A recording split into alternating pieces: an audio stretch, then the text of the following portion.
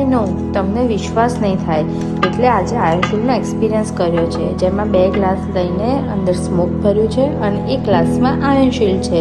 જે આખા ગ્લાસને ક્લિયર કરી દેશે અને આયનશીલ્ડ એ સ્મોકને એબ્ઝોર્બ કરી દેશે।